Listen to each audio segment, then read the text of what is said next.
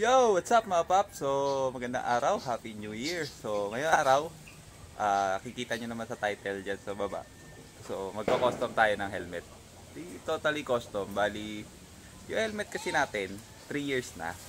So, balak sana nating, gusto sana natin makabili ng bago. Pero syempre, wala tayong ganyan sa ngayon eh. Kaya ang gagawin natin, i-repaint natin siya. Na-repaint ko na siya before. So, last year, siguro mga January din na tayo nung nirepaint ko siya. Nirepaint ko siya into plain black.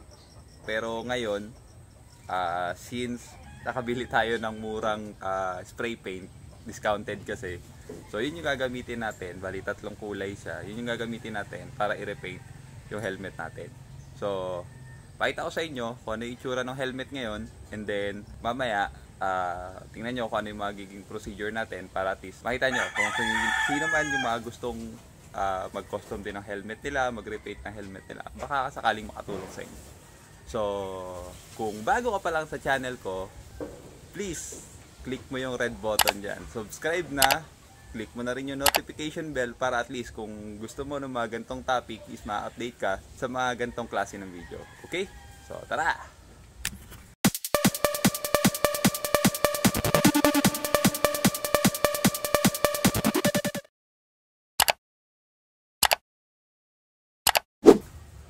So, ayun na nga guys, no. Bali, tinanggal na natin yung tinanggal na natin yung lens, pati yung mga pad niya sa loob.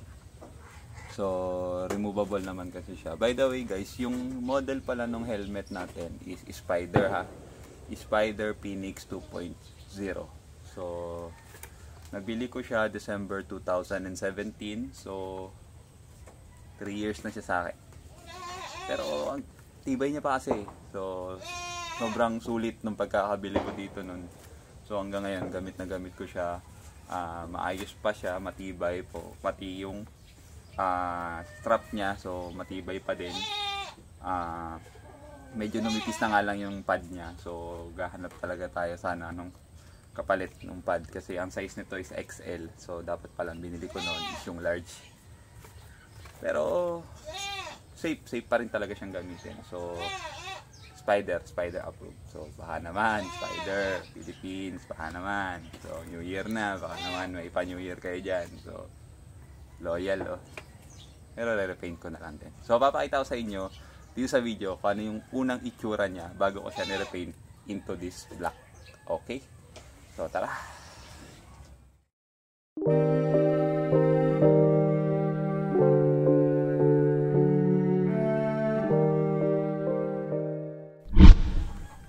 So ayun guys, so since natanggal na natin yung mga pad niya, next natin gagawin is lilihain natin siya. Pero bago natin siya lihain, kakain na muna ako, okay? A few moments later. So ayun mga paps, so tatapos natin kumain. So ngayon, lilihain na natin siya. Tara. So bali, yun nga pala no, speaking of liha. So ang gagamitin pala nating liha is 240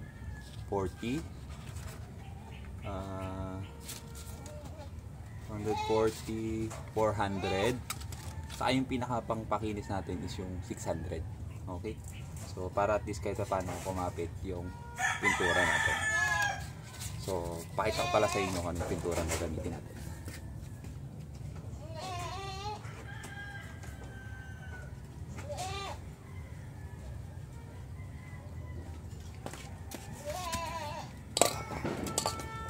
So hindi ako pala sure no guys. Hindi pala ako ganun ka sure dun sa performance ng spray paint na to.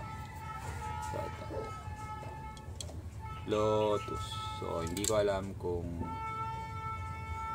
gaano siya kakapit, gaano kaganda yung buga niya, or ano yung magiging outcome ng helmet natin kapag ito ang ginamit natin. So nabili ko siya discounted ng 40% off kasi ang price niya original is makita.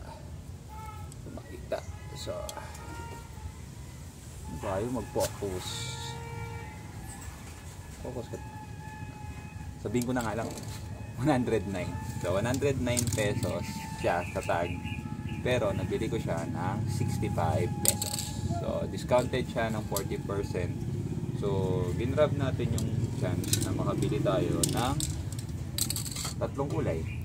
So ito yung base natin, yung black, and then tingnan natin paano natin maimimix yung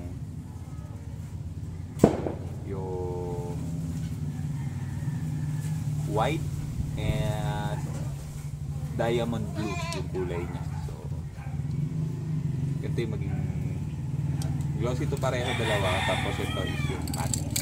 Okay, tara, isa natin magliha. So sabi nila kapag nagliliha daw mas okay kung babasain. So itubig ako dito sa tabi ko para at least kahit paano i-try natin kung mas mabilis siyang liha ng maayos.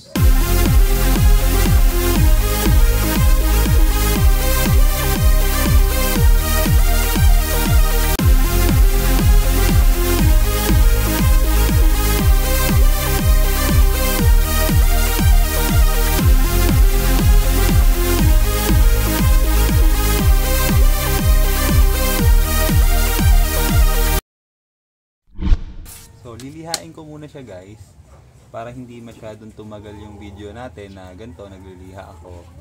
Yan, nagliliha pa ako. So pakita ko sa inyo mamaya yung kalalabasan niya kapag niliha na natin siya. Okay? So be right back.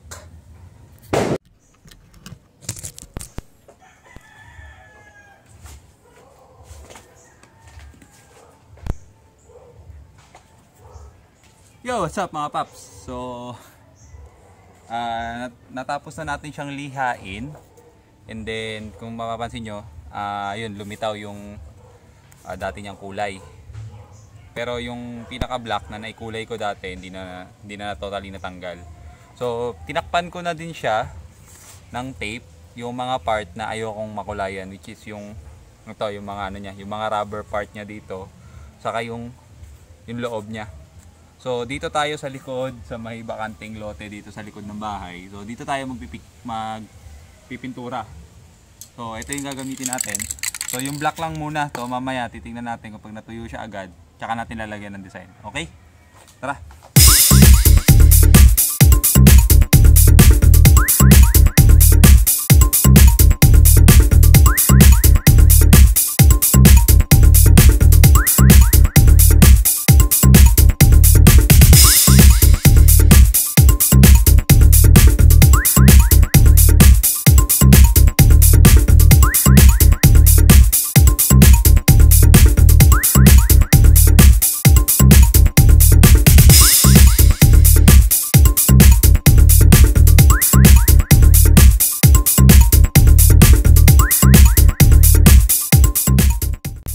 Patuyuin na natin siya saglit, then babalikan natin siya.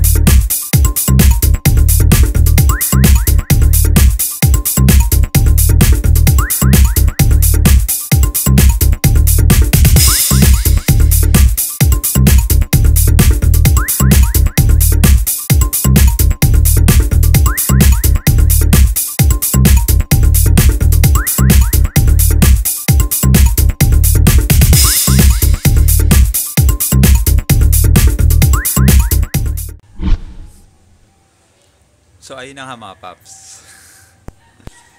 Naputol yung video natin kanina kasi umulan. Bad trip, pipintura tayo, umulan. Pero meron, kahit paano napinturahan naman natin siya. So pakita ko sa inyo kung ano yung naging itsura niya. Pero hindi pa natin nakakabit lahat kinulayan lang natin. So pakita ko sa inyo kung ano yung naging itsura nung helmet natin.